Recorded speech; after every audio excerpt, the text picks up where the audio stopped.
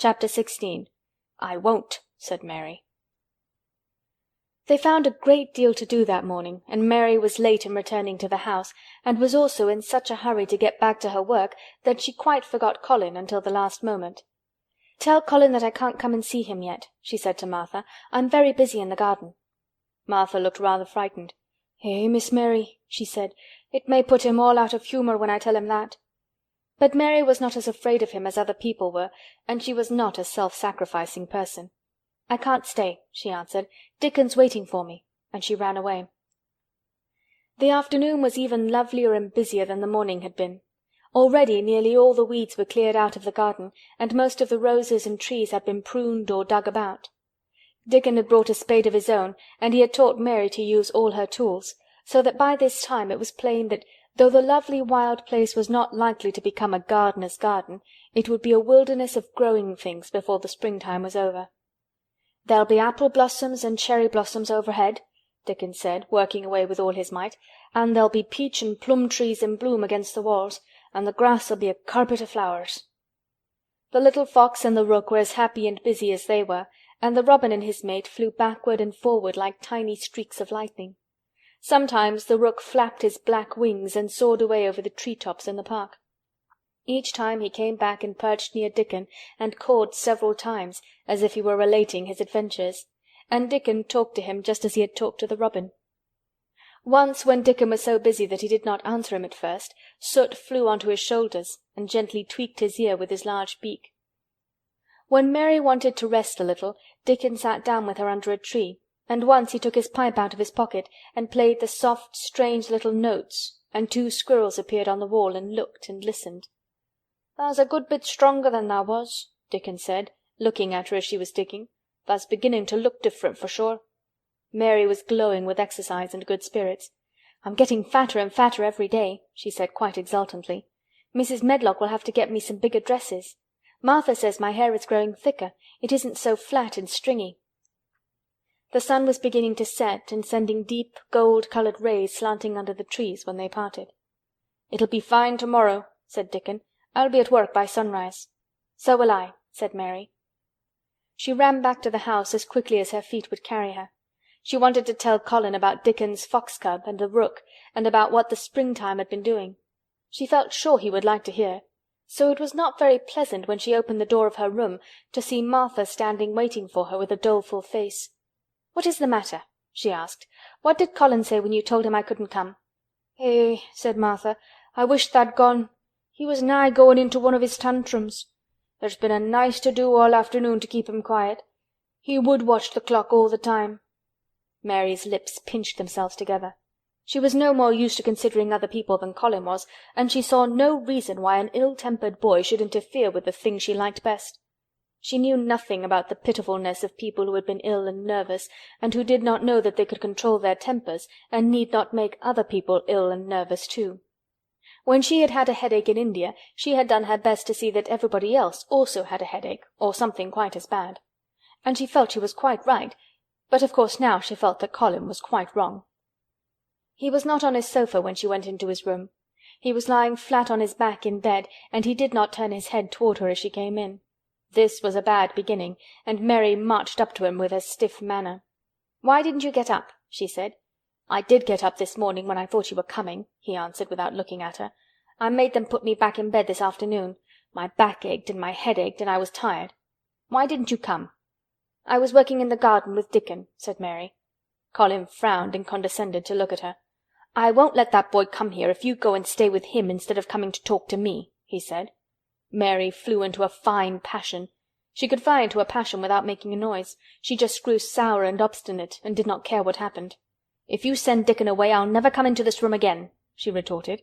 "You'll have to if I want you," said Colin. "I won't," said Mary. "I'll make you," said Colin. "They shall drag you in." "Shall they, Mr. Rajah?" said Mary fiercely. "They may drag me in, but they can't make me talk when they get me here. I'll sit and clench my teeth and never tell you one thing. I won't even look at you. I'll stare at the floor." They were a nice agreeable pair as they glared at each other. If they had been 2 little street boys they would have sprung at each other and had a rough-and-tumble fight. As it was, they did the next thing to it. "You're a selfish thing!" cried Colin. "What are you?" said Mary. "Selfish people always say that. Anyone is selfish who doesn't do what they want. You're more selfish than I am. You're the most selfish boy I ever saw." "I'm not," snapped Colin. "I'm not as selfish as your fine Dickon is. He keeps you playing in the dirt when he knows I am all by myself. He's selfish, if you like." Mary's eyes flashed fire. "He's nicer than any other boy that ever lived," she said. He's like an angel." It might sound rather silly to say that, but she did not care. "A nice angel!" Colin sneered ferociously. "He's a common cottage boy off the moor." "He's better than a common Rajah," retorted Mary. "He's 1,000 times better." Because she was the stronger of the two, she was beginning to get the better of him.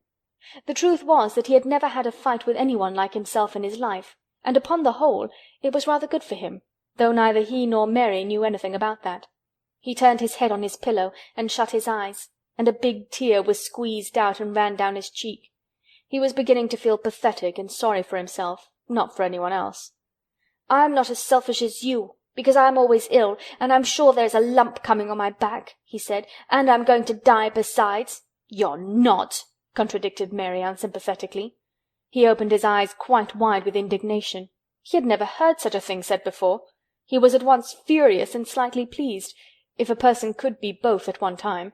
"I'm not!" he cried. "I am! You know I am! Everybody says so." "I don't believe it," said Mary sourly. "You just say that to make people sorry. I believe you're proud of it. I don't believe it. If you were a nice boy it might be true, but you're too nasty." In spite of his invalid back, Colin sat up in bed in quite a healthy rage.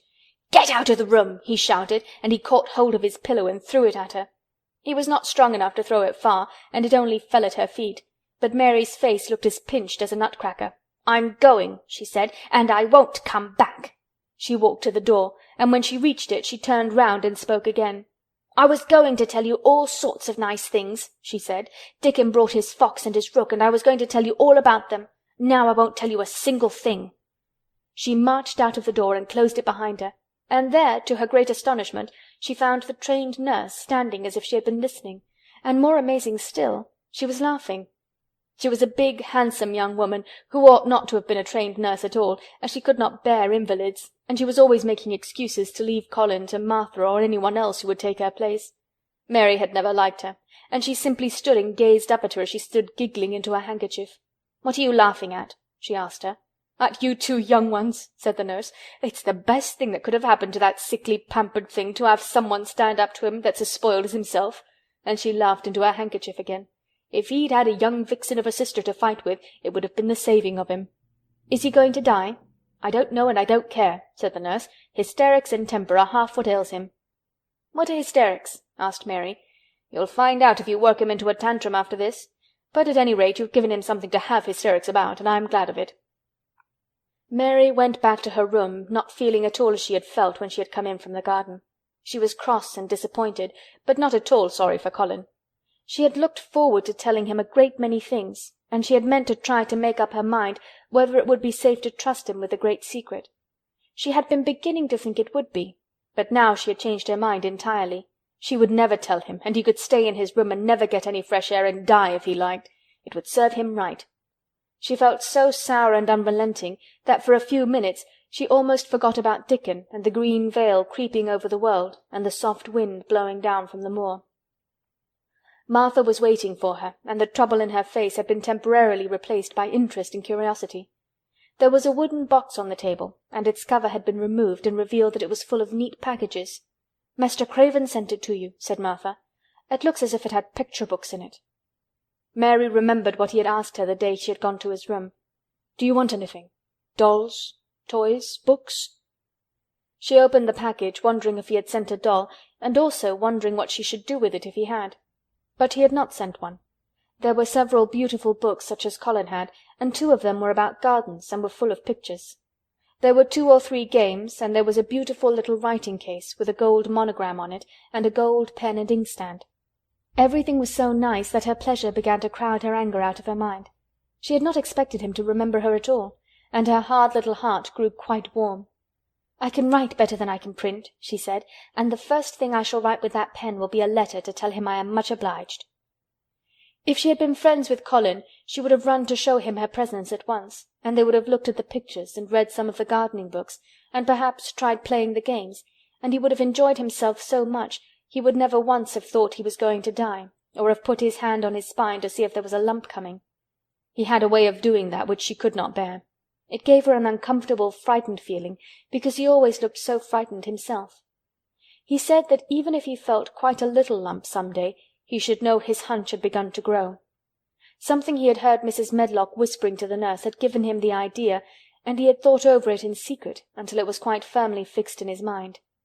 Mrs. Medlock had said his father's back had begun to show its crookedness in that way when he was a child. He had never told anyone but Mary that most of his tantrums, as they called them, grew out of his hysterical, hidden fear. Mary had been sorry for him when he had told her. "He always began to think about it when he was cross or tired," she said to herself, "and he has been cross today. Perhaps he has been thinking about it all afternoon." She stood still, looking down at the carpet and thinking.